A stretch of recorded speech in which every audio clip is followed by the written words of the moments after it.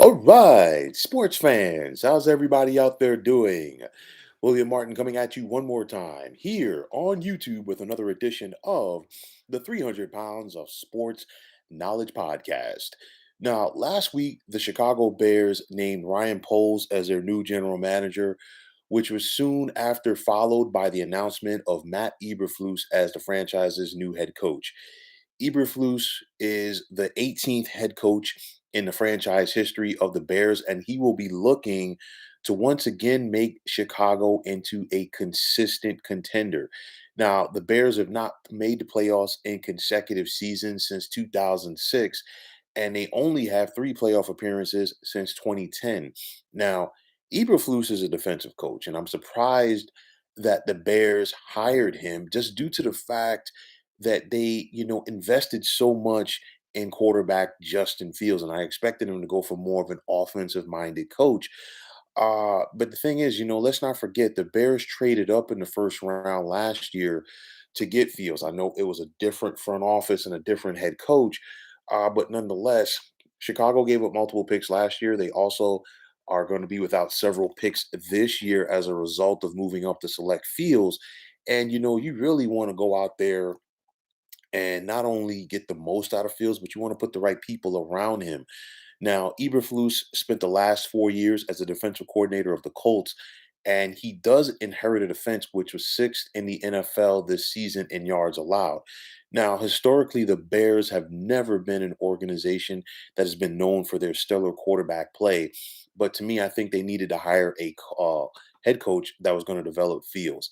And as with the Bears went with Fields, they already have an offensive coordinator in Luke Getsy, who was on the Green Bay Packers staff. So it's going to be up to Getsy and whoever the other offensive coaches are to get the most out of Fields. But I'll tell you like this, yes, the Bears organization historically has been predicated on defense and their running backs. And you look at the Bears, especially at the middle linebacker position, they've had some of the greats, some of the best middle linebackers ever to have ever played this game. And the same can be said about the running back position, but we're seeing it more and more right now.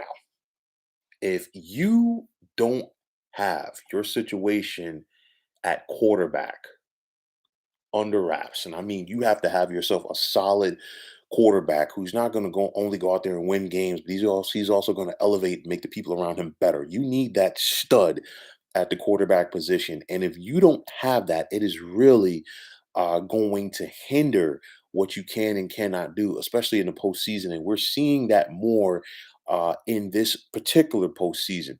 And it's going to be so important for the Bears to get the most out of Fields because you have a potential opportunity to take over this division depending on what happens with Aaron Rodgers as far as whether he's going to stay or leave the Green Bay Packers. Because if he leaves, this division is wide open. So for me, you look at Fields. He was 2-8 as a starter this past season. He completed just under 59% of his passes. He threw seven touchdowns to go along with 10 interceptions. And in my mind, the best game that I saw Fields play so far this season was their Monday night loss against the Pittsburgh Steelers. He was 17 of 29 passing for 291 with a TD and a pick. And you've seen flashes at times from Fields this year. He just needs that head coach to help him put it all together because you can see the potential is there and the future is bright for this young man if he's developed properly. So it's going to be interesting to see how this works out for the Bears, and hopefully, for their sake, they get it right. And the reason why I say hopefully, because if they don't put the right people around Fields, coaches and players, then they would have just wasted the pick, and not only wasted the pick, the draft capital that they used to get him last year and the draft capital that they gave up this year as well. So it's imperative that the Bears get this right. Justin Fields has potential, and we've seen it before in the NFL where players have potential, but they're put in the wrong system, and we never see that potential come to fruition. So this is going to be a very important off season for the Bears and what they do with their young quarterback in Justin Fields. So, folks, that is going to wrap it up. And as always, I want to take this time out to thank you for tuning into the 300 Pounds of Sports Knowledge podcast here on YouTube.